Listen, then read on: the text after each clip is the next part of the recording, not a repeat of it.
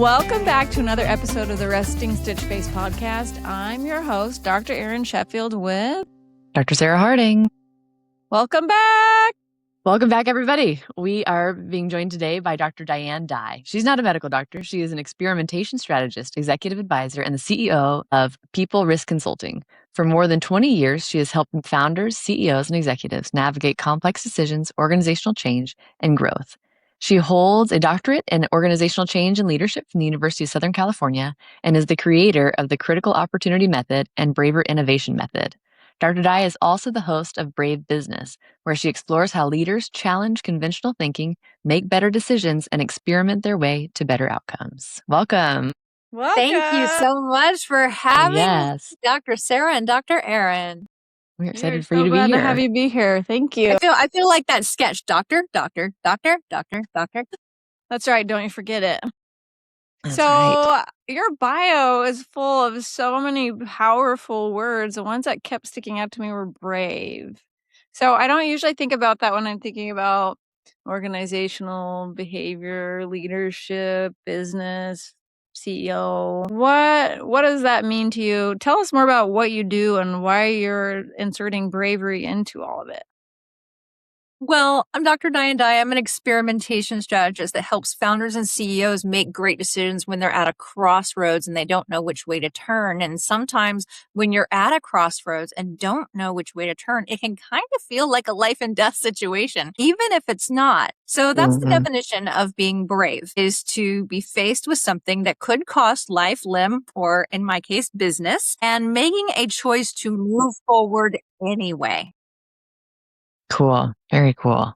And how did you get into this? Through a very interesting turn of crossroads and events, Sarah. It has been such a journey. So it actually all started off when I was laid off 4 months into my master's program at USC. Wow.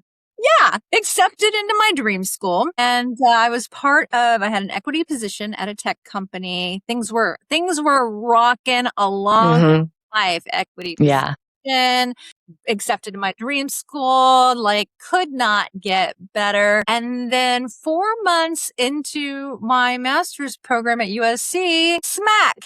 Hey, guess what? You automated yourself out of a job. Congratulations. You're so good. We're going to go ahead and double down the sales team. And since you're not a salesperson, bye-bye.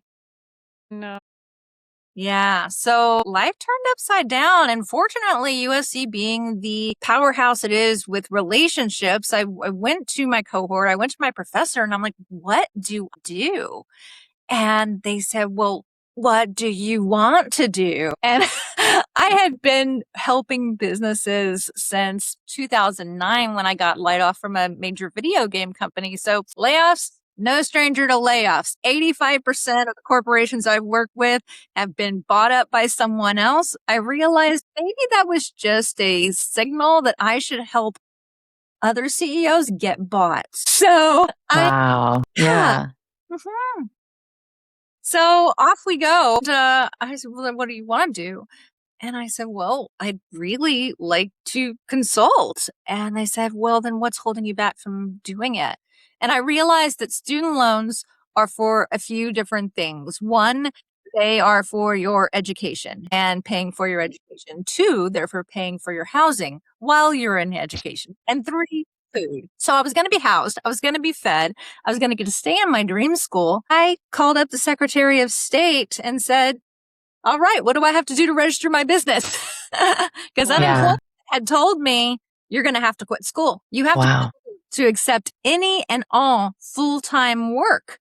And since you just started school, you're just going to have to done and dusted with that. And I'm like, no. That's not how it's going to be. So it was a brave move on my part, but it was the catalyst that happened. Actually, this is our 10th anniversary year of being in business by myself, for myself, helping other companies, other CEOs through that similar crossroads when either the world tells them no, other people tell them no, or they themselves are really tempted to tell themselves no. Wow. Don't you find that those things happen when you just relax and you think, wow, this is right. This is great. I'm finally at a space that I can relax. And then boom, it's like the world is like, no, you can't. No, you're No, you not. can't. No, it's Yeah, next don't. level time, baby. What are you talking about? Yeah, You're that's coasting right. right along. Guess what? Wrong path, and away you go down the crossroads. Yeah. Wow. Yeah. And something that we talk about a lot is, especially in our field, is that the bill of goods essentially that we were sold and how our career progression and projection will look was very different than what it actually looks like. And the reason for that is because the people that came before us did it very differently, and the landscape looked very different. And so what they were selling us is what they had experienced. And so then in turn, now me, Sarah, and Erin, are moms and also oral surgeons and also love work-life balance. We love to do other things besides our jobs, which is unlike those who brought us into this field. And so we've really been having to navigate that.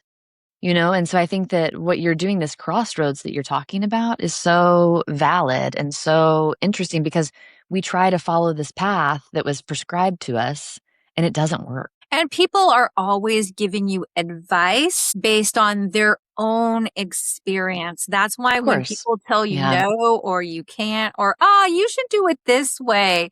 This is the way we have to train ourselves to take those things with a grain of salt when we're at that crossroads, because those are the first voices that pop up. And it Yeah. generally pops up as a voice inside our own heads telling ourselves no.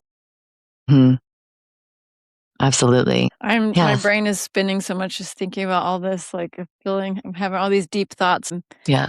and I keep thinking, and I'm curious your perspective, Diane, because I feel like kind of what Sarah's saying, we get kind of stuck in a rut and it's always been done this way. And so I think we tend to put up with a lot of things that we normally wouldn't, just because maybe it's decision paralysis or just not even knowing what the options are and not knowing how to change or get out, or that feels so risky that you will just like almost accept a life of misery.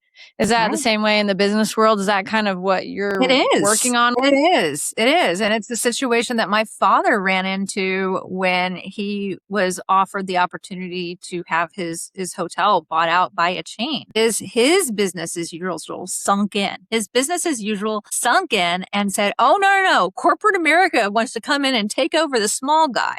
I know this story. I know this story about hotels being bought out and the owners being pushed out." And his buddies are like, "Yeah, yeah, yeah, you're right, Wayne.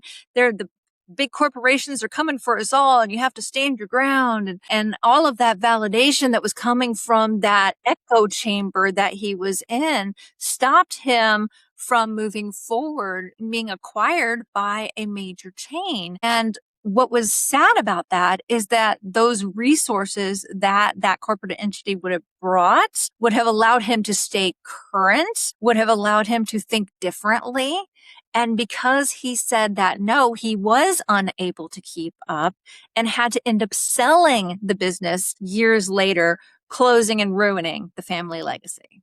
So that's what happens when we're at that crossroads and we're in that echo chamber and we have the people who are like, business as usual. No, no, business as usual. I don't know what you're thinking, going off this crazy direction with, you're going to give me these resources, or you're going to help me, or you're going to try something new. It's that thing, that very thing that can actually perpetuate the downfall. And that's the part that really requires the work, because no, let's just keep it the same. Let's self-protect. That's a natural place to go, especially as you build something worth protecting. Right. Right.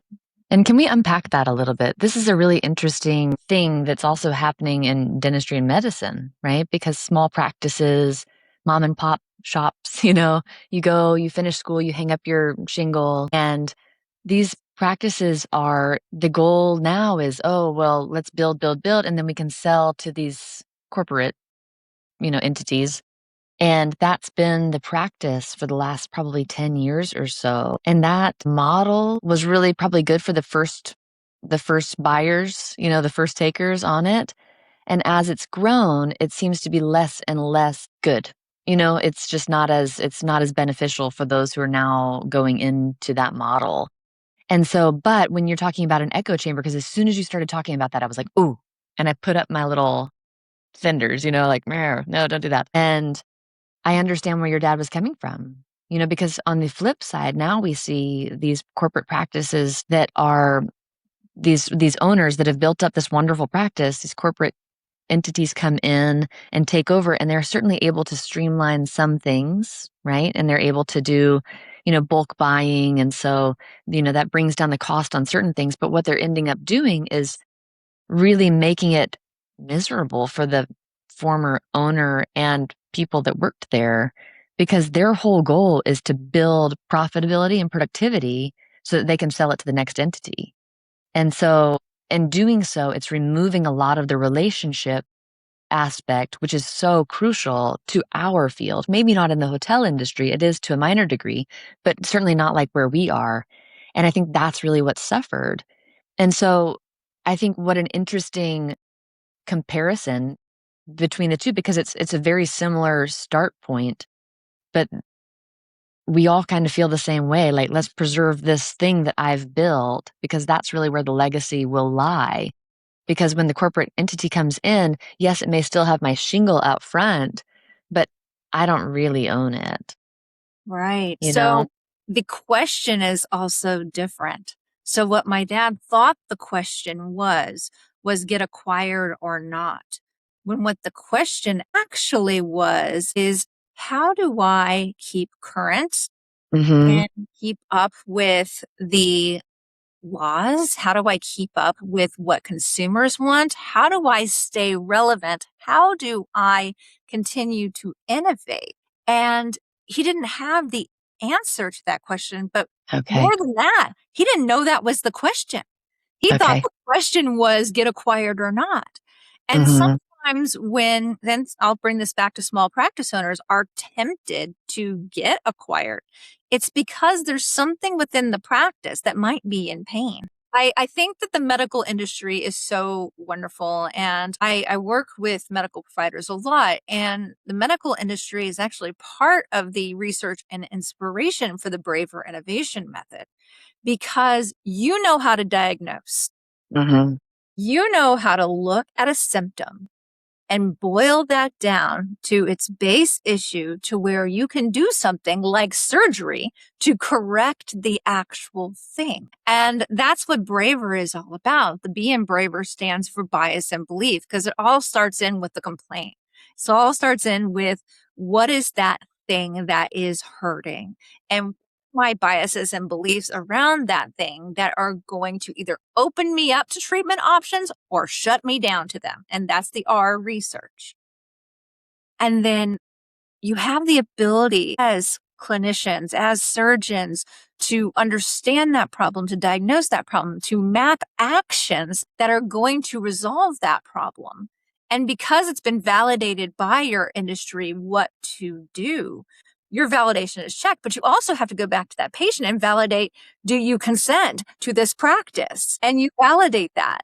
And the experiment might be like, oh no, I don't consent to this whole thing, but I consent to this little thing. Let's start here. And that's the experiment. That's the first move. And you know the results that you're looking for. You know the results you're looking for is the relief or somewhat relief of that pain. Now, this can be applied across medical industry, but Okay.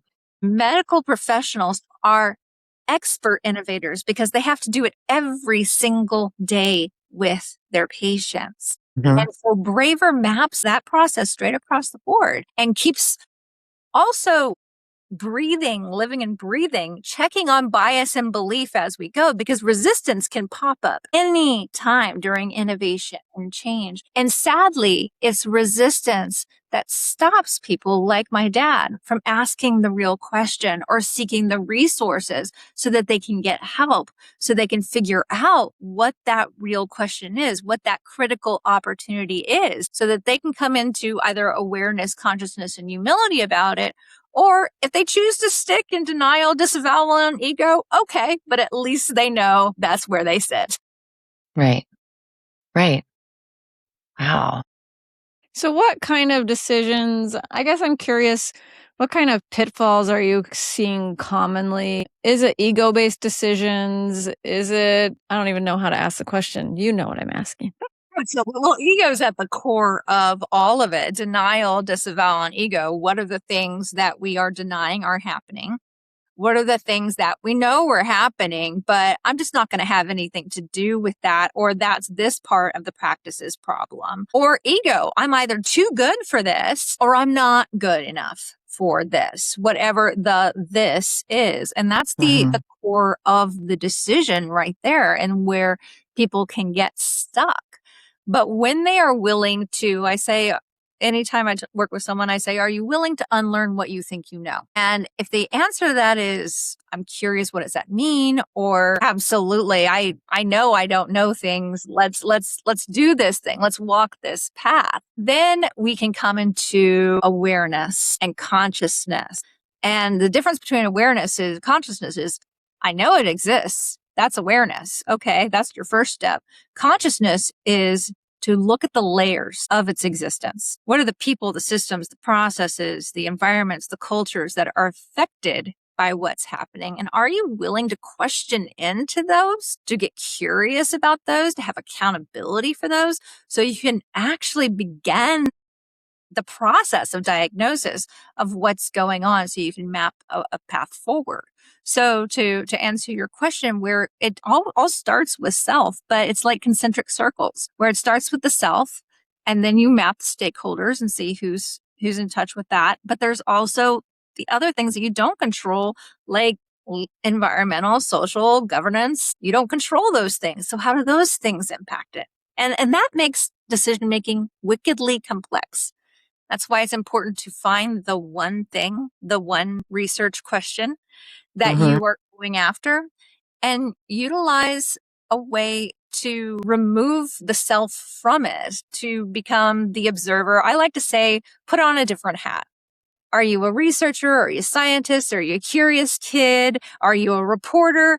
What do you want to be to get yourself away from that, so you can look at that one thing in just a little bit of a different way, other than the pressure cooker that is the actual decision. Yeah. Yeah. I'm curious your thoughts. I saw something online, a discussion the other day, and I thought it was very interesting. It was a dentist saying, what would you think if your associate dentist, they're off the clock at 5 and they walk out of the clinic at 5:01? Is that okay? And it was very interesting, the different answers that people were giving, because some people are like, absolutely not. The Let's map associate it to dentist Bravery.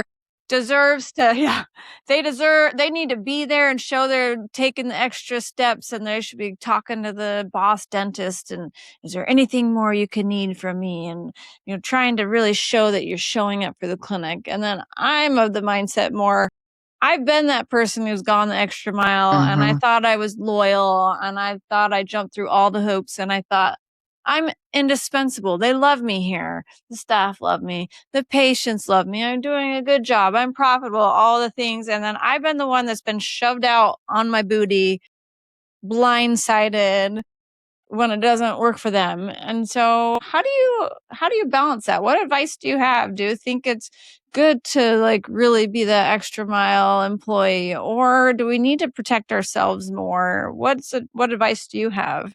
So I'm smiling really big right now because I have someone who is going through this exact situation. She lived away from the office. The office did a call back to work type situation. She moved closer to the office, but she's also neurodivergent. So the situation is different because she requires accommodations. So she's spinning on this, and I'm talking to her and I'm like, okay, well, what are your beliefs about this situation? Like, well, I joined because it was a hybrid work environment. It was announced as a hybrid working environment. That worked for me. I worked really well in that. Okay, great. Do you know what your boss's beliefs are? Well, no, I don't. Okay, let's start there. So the question was, so here's where I came from. Here's what I imagine you believe. Is that true? And from that place, you can actually uproot what the real situation is. So my advice is, number one, check your own beliefs so you can then question those imaginations and act from a place of reality versus imagination. We spend so much time reacting from our mental models. Peterson Gay called it the reflexive loop, the ladder of inference that happens up here. And like we record everything just like a video camera, and we take that in, and based on our experience, we attach a belief to it. And that belief then can inform a thought.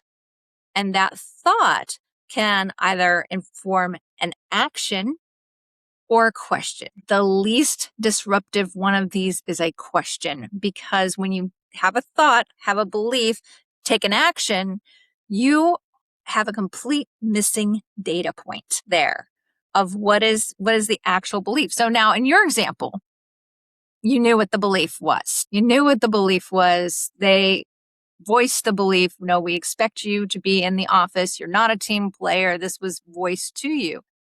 Then you get to go back and within yourself and question, all right, is this the environment that's right for me? Is this going to be aligned with how I am and who I am and how I'm going to show up best? Or am I not doing my best service to this particular office or organization because it's out of alignment? And I think it's a brave move to say, this is not for me, and to move on, because what's going to happen is you're going to square peg round hole it.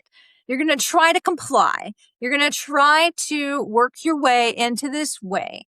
Now, up on the front end, you could express your needs and they could say, okay, great. Well, now we see. But if they're not cooperating, now it bounces back to you and your authenticity to go, all right, they gripe at me at 5:01 because I'm done with everything that I have to do that day. And at 5:01, they're upset. I actually experienced this myself. In fact, I based my dissertation off of it.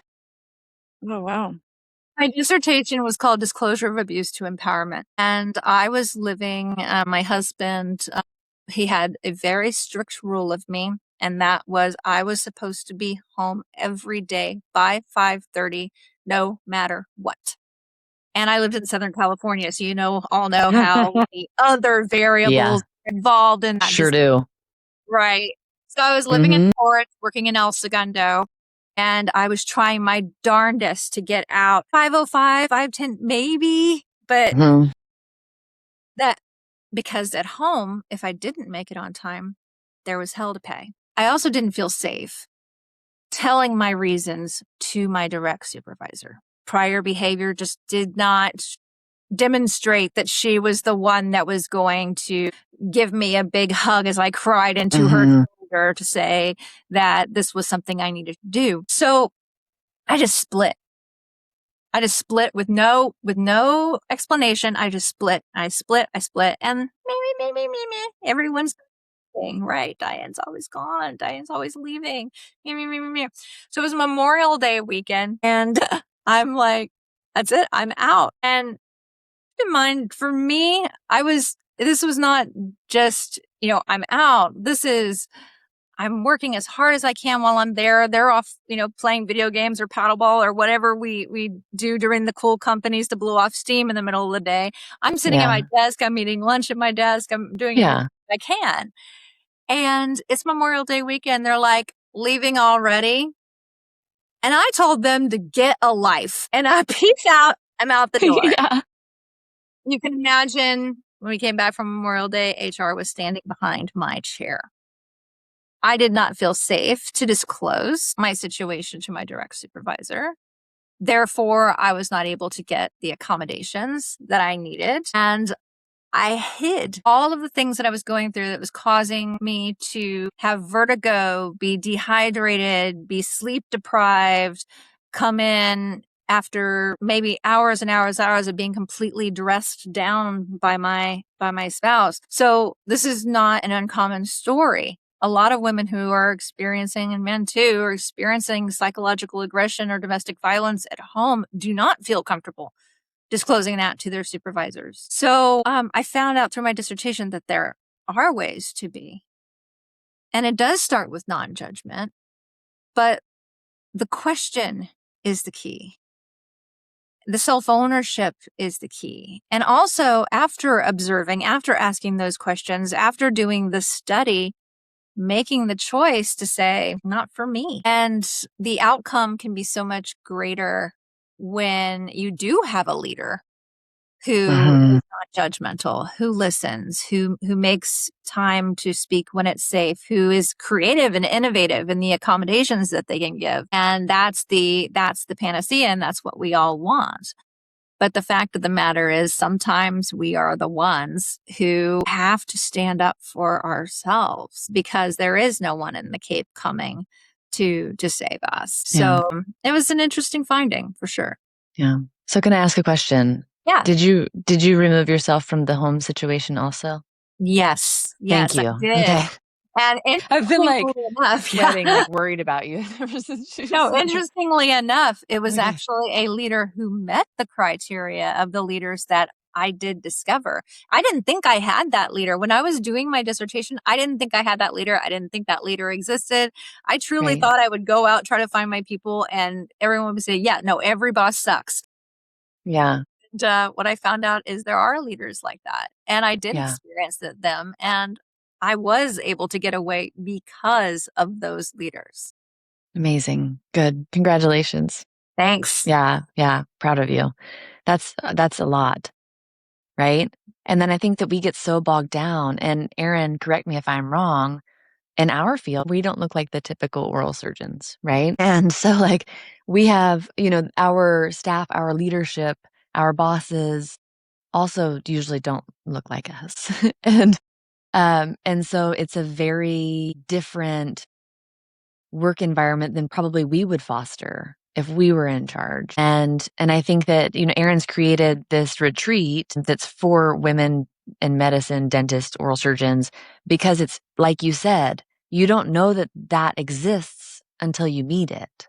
And you don't meet it if you stay in your little tiny tunnel vision echo chamber where all you see is people that look different than you and that treat people differently than you and that aren't what we need. And so I think that you're right. It's about exposure. It is.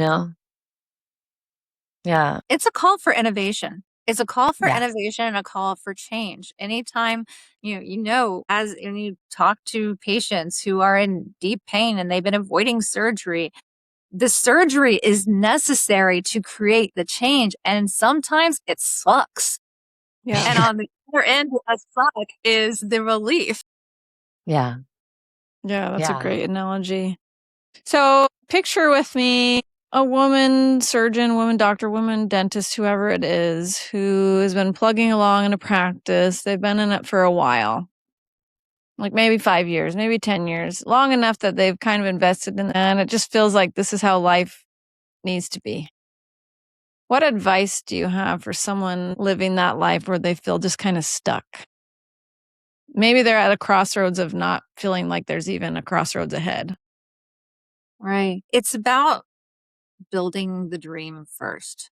And however hard it might be to imagine a future self with the current self in place, having that context of what if you did know? Pull down into your heart, and what if you did know what you wanted to do next? Nothing's too crazy.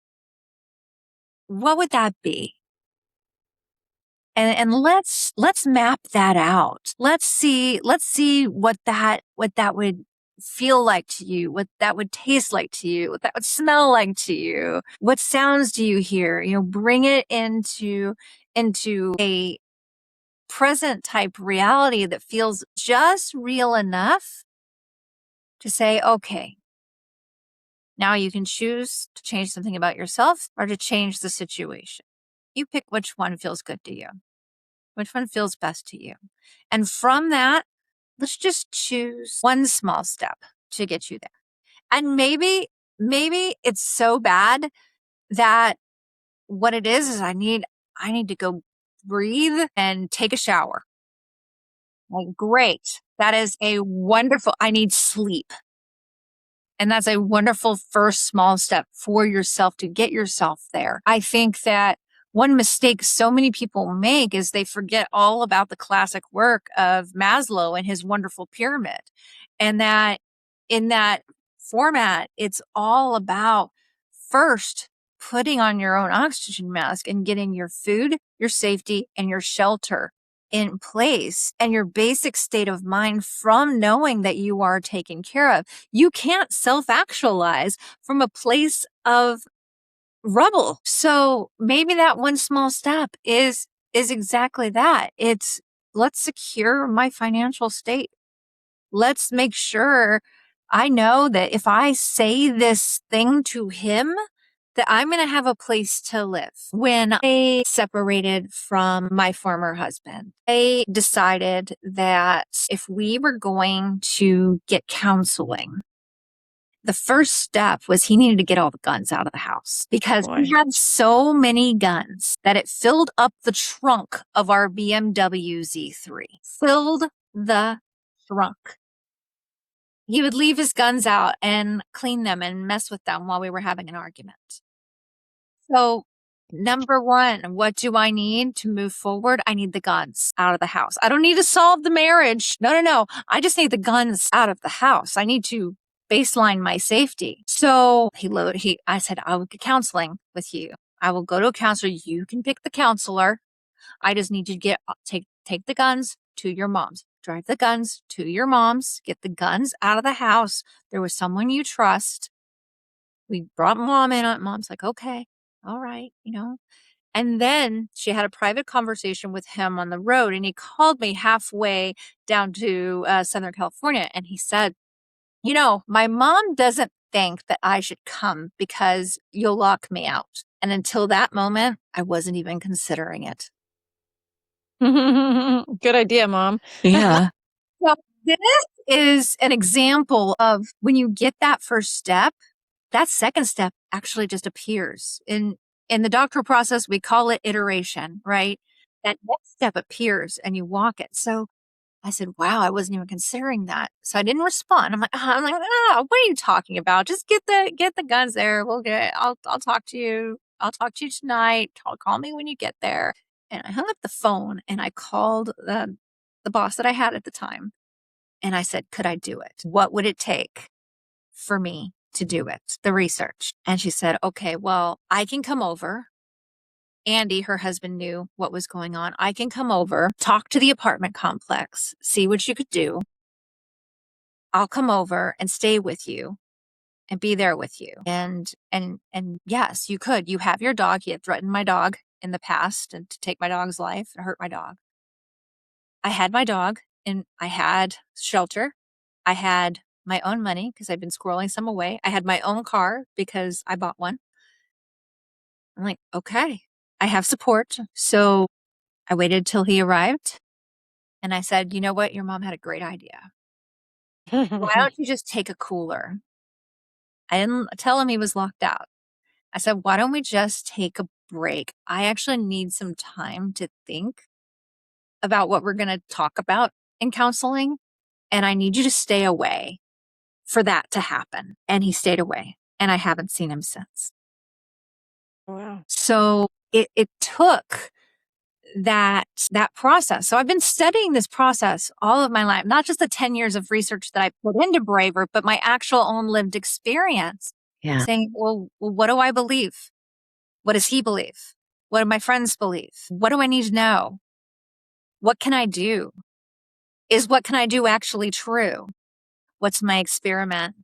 What are the results that I'm looking for, even just incremental? And for that person who may be listening, who is in a situation at a crossroads of any type, sometimes the end goal isn't the first step, but sometimes we can be out in the social media scroll. It can make it seem like, oh no, that's just go for the dream. Just go for the big dream. Do it now, move, go toward that big dream. But maybe that big dream is not what you need to be going for. You need to be going for a nap, a shower, a conversation with a friend, a discussion with that boss, a discussion with a coworker, a meditation, whatever that step is. And as you move closer and closer incrementally to that dream can shift, that dream can change, or that dream can stay exactly the same, and you can be surprised how you got there.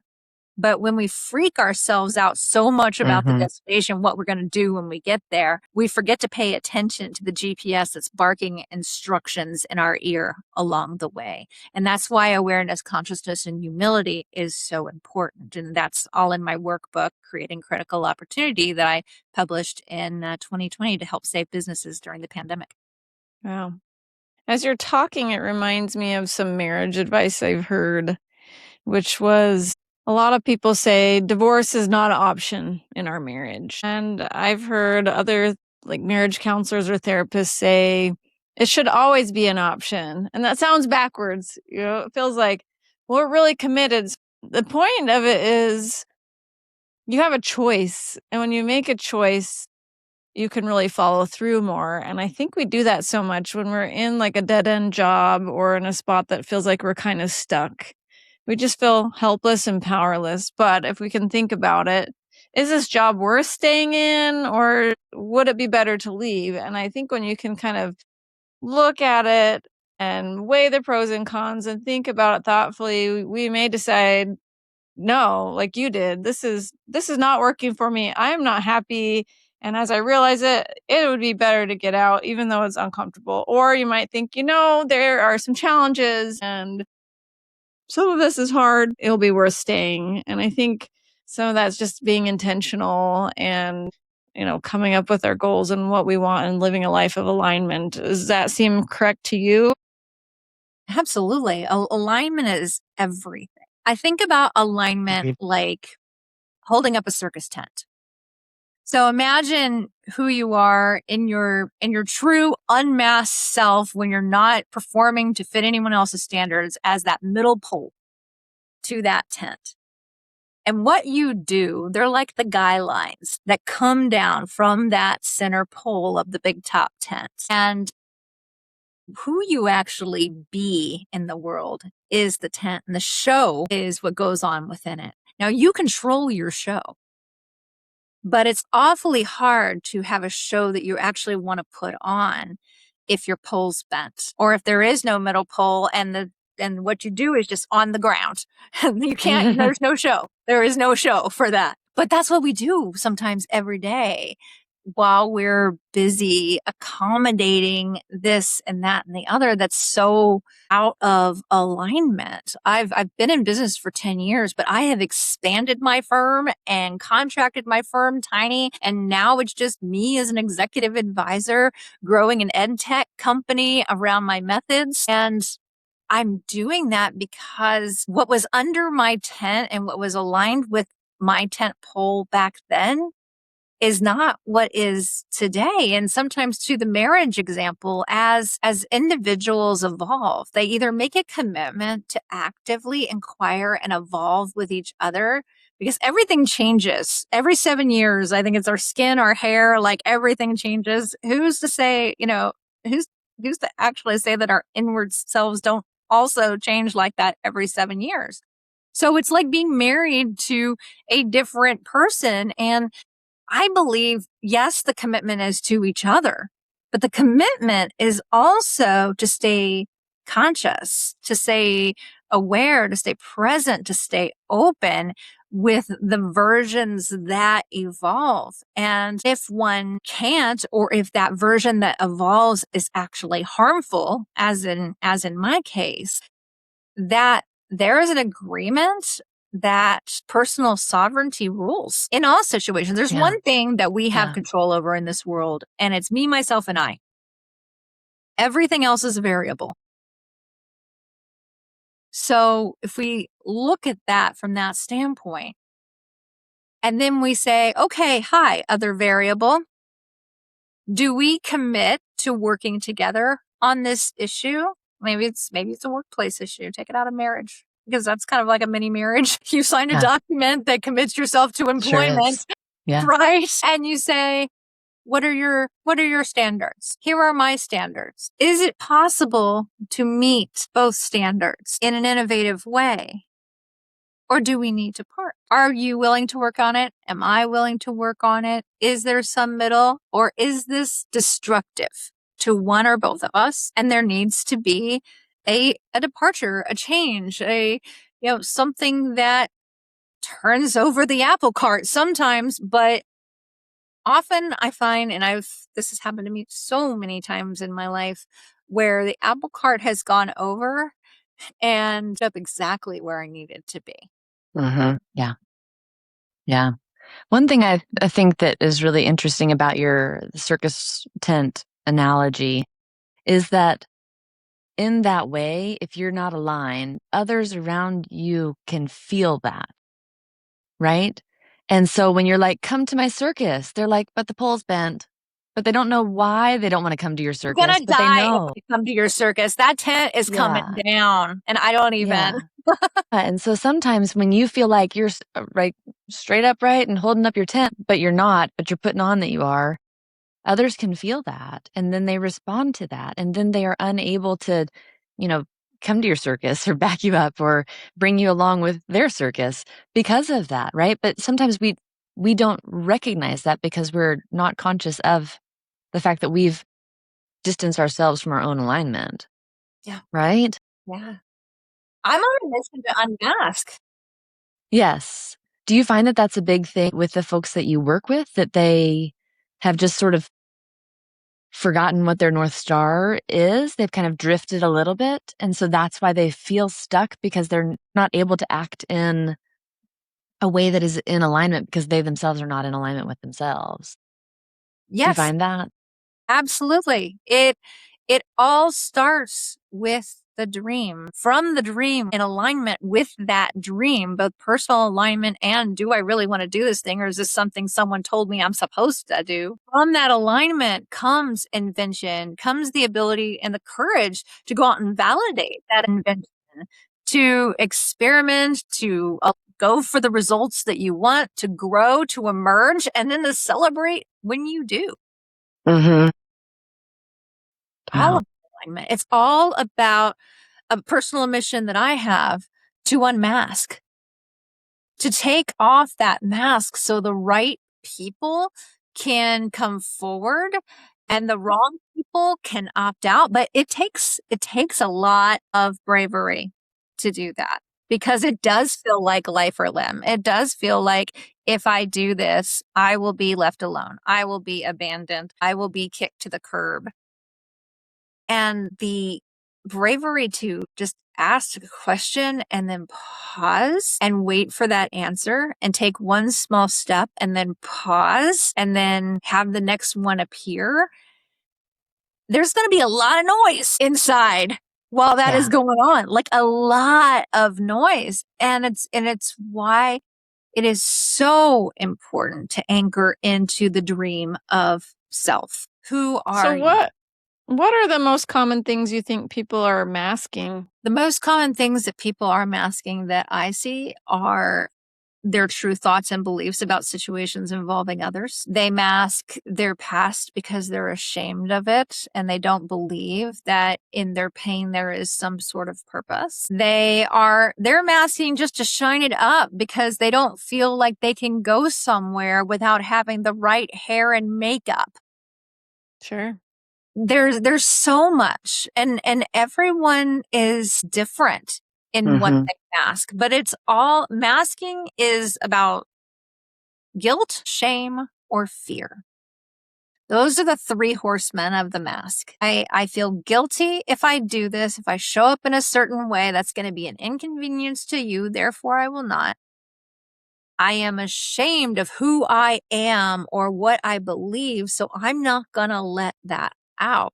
Or I am afraid of the external consequence of me being who I am every day. And I face that now. So I am a gay woman. So I've been bisexual all my life. I'm a gay woman who has a female partner. I am neurodivergent, diagnosed level 1 autism and ADHD. And inside, things scream, don't say that. You have to look good to everyone. You have to be acceptable to everyone. For goodness sakes, don't say this. Don't do that. Don't show up on your social media with a puppet. What are you doing? Don't show up with no makeup on. Don't do this. Don't do that. And you know what? listeners, you're going to get enough don't do that and no from the world. You can learn how to innovate from that. But the no that is the hardest to get past is that no that you scream at yourself before you even take one small step toward a micro experiment. And maybe it plays and maybe it doesn't. But the fact of the matter is the world will not explode if you do it. But inside, it feels like the world's going to explode if you do it. Yeah. You know, one of my favorite quotes is from a book, which is one of my favorite books. Have you read the book called Scary Close by Donald Miller? I have not. Oh my gosh, please read it. So the quote is, "It's true. If we live behind a mask, we can impress, but we can't connect." Yeah. And he talks a lot about masks. I mean, it's just an incredible book, but like exactly what you're talking about. And I think that's the thing, right? We put on a mask because we interpret, we infer that this is what people want from me. And so I will wear this mask and I will present myself as this person, whether or not that's who I am or not, but that's what I think that they want. When at the end of the day, I think we can all agree that people feel much warmer in your presence and much more willing in your presence when they feel that you are being your true and authentic self. Yes, absolutely. Without a doubt. The mask can also be used for good. So we're so used to being masked. We're so used to grabbing the mask that suits other people. What if we grabbed the mask that suited ourselves? What if we looked at that aligned self? We looked at that tent pole and we're like, all right, excellent. What is the mask that I actually want to wear that aligns with who I am? If I must wear a mask, let me choose the mask. Because it's a hard habit to break, to reach for a mask. And maybe sometimes you're not ready or willing or even able to rip off a mask because it feels so good on your face. So change the mask. Yeah. Adopt something new. I adopted a mask while I was getting my doctorate to encourage me to finish. And I called it, my mask was Rich Hot Doctor. And it was aligned with my big rocks, my pillars, my financial pillar, my education pillar, and my health and fitness pillar.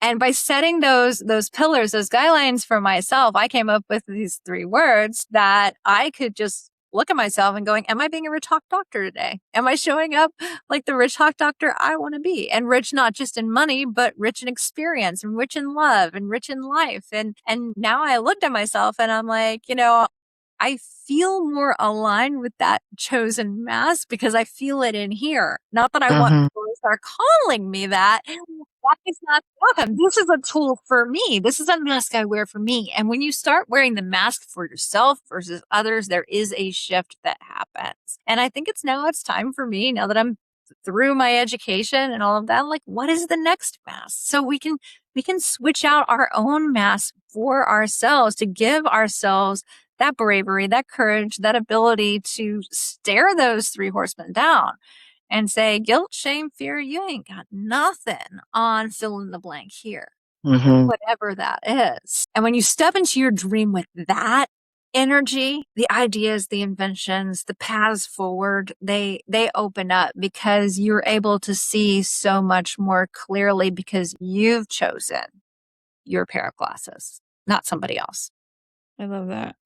This is a topic that's really fascinating to me because I'm probably on the pathological scale of unmasking. I'm like the compulsive oversharer, radical authenticity. So it's very, very rare that I would feel uncomfortable sharing something. It's almost more uncomfortable for me not to be known. And so I'm always so puzzled, like, why do people feel like they have to hide this stuff? And part of that's because I can't think of a single time where someone has revealed something to me and it hasn't like endeared them to me more. Just that vulnerability, that humility to share that humanity. And most of the times the things that they share that they're terrified to let on to, it's like, girl, that's nothing. Or we already knew that. Or, like, I mean, if you're going to tell me you're a serial killer and you've got someone locked up in your basement, That's another thing, but I think most of the time, the things that we're so afraid to share are sometimes the things that we love about each other. They're the things that make us human and relatable. And so I think trying to find those safe places to try to take off that mask and get used to it, I think is a valuable thing. Yeah, it's an experiment, but I also am curious back at you, Erin, of the conditions that were set for you to feel so good, And unmasked. safe. Yeah. I don't know. I don't know if it's just like a natural thing, because I would also say I've had a very deep wound that's taken me 10 years of therapy, a lot of therapy and self-reflection and healing of, am I okay and am I enough? And to me that's such a like inherent shame thing. And it goes down to something as simple as everyone loves Harry Potter and I don't. Does that mean there's something wrong with me? Instead of just being like, I just don't like it. That's okay. Yeah. I feel like there's something wrong with me. And I've always felt that way. You know, if everyone else in the crowd is going one way and I don't, it's like, well, why am I the weirdo? And so I've always felt uncomfortable, and it feels like it's coming from a place of shame. So maybe I found as a coping mechanism that sharing kind of did endear people to me, even if I felt like it was kind of embarrassing. Maybe it's the opposite. I don't know. I'm gonna have to Exposure therapy. think on that. Yeah. Right. It's exposure therapy. It's very tantamount to what I've had to start to do for myself, because I come from a similar place, although mine was Lord of the Rings. I did not like Lord of the Rings. I fell asleep during the Lord of the Rings. I tried. I made so Right. much effort I've never even watched it. to do it. That's okay. Yeah. Yeah. So Star Wars, nah. yeah, so much effort into trying to be in with the trend, right? And then is there something wrong with me? And I think that there's a personal crossroads we have to come to with that. And exposure therapy works. That's why you see, when you see people who are afraid of rejection and they go out and try to get rejected 100 times, and then they figure out that they learned something from the rejection, that's personal exposure therapy. Right. So I love that is the experiment for you is just to continue to expose, find your people. And has it worked well for you? Yeah, I mean, I think that I get complimented all the time. You're so brave, you're so courageous, you're so authentic. And it feels weird to get those compliments because it feels like such not a thing I'm doing to be admired or to be You're doing it applauded for for. It just yourself. feels like me. But I think people really resonate with that. And I realize it's very unusual with how much I get the comments that it must be weird that I'm that way. Yeah, you're doing it for yourself. And that's what makes it so incredibly powerful. You're not being authentic for the clicks. You're being authentic Yeah. because you're you. And I think you can feel the difference. I think you can feel the difference when people are being authentic for the clicks, and then they're being authentic because, like, this is actually what I'm going through, and I want to find my people and I want to share it and I want to align. So the show underneath the tent is this thing called life. And if you spend a lot of time with a tent pole you think you should have, you're going to end up looking at your show and going, why did I pay the price for the admission to this? And that's how I felt back then. I looked at that show after 16 years of marriage. I looked at that show and I said, I love horror movies, but I don't want to live in one. Right. I'll pay for admission for somebody else's horror movie. I don't even know. Exactly. As long as it's fiction. Yeah. Yeah, exactly. Yeah. I love me horror novels, horror movies, horror everything. I love it. But I didn't want to live it. And that comes to a decision, but it doesn't have to be anything as harsh as, a situation of psychological aggression or abuse at home. It can be something that just doesn't feel right, something that is just out of alignment. And that lack of alignment is a call for alignment with self, but it's also a call for innovation and change. Yeah. And sometimes you just have to shake the apple tree and just start over again, right? Yeah. Yeah. Yeah. Sometimes you do. And sometimes you don't have to destroy the building. I have seen plenty of beautiful refurbishments You don't Now have that to burn it all motel that my down. dad lost, it sold to another owner, and that owner did not survive the pandemic. So now, just like that movie Gross Point Blank, you can go home again, but you can also shop there. There's a convenience store over where my old bedroom used to be. Wow. Yeah. Wow. So Interesting. sometimes you have to level it, and sometimes you can't. Don't have to. Sometimes you can gentrify yourself and make what was something new because of it. And I feel that's really where I am. I haven't torn down the old version of Diane. I look past at that past version of me, that version who was sober or off of drugs and alcohol for 5 years straight in order just to get my head right. That version of me that withstood what happened during my marriage. That version of me that truly believed she was small time because that's what she heard every day. And I look at that and I go, wonderful, you survived that. That's great. And let's take the bones of what that brought you and write a dissertation to find women who maybe can believe and trust in their bosses so that they can divulge something that's important to them. It doesn't have to be a domestic violence disclosure. It can be a disclosure of I need to pick my kid up from school, or a disclosure of I'm ready to be promoted, or a disclosure of it's time for me to leave. Mm-hmm. And those are sensitive disclosures because they're personal. So if my story can help with unmasking, with sensitive disclosures, with innovation, and I had to go through all that to get here. Wow. Thank you. Thank you, past me. Thank you Yeah. for that gift, because now Yeah. I can be brave enough to bring my full self forward and find people who are going to be helped. It's great. Yeah. Thank you so much for sharing. I think we've really hit on some interesting, kind of deep topics that I'm going to be continuing to Mhm. ruminate on. Where can our listeners find and connect with you if they're interested in following you in your journey, or maybe connecting with you as a consultant?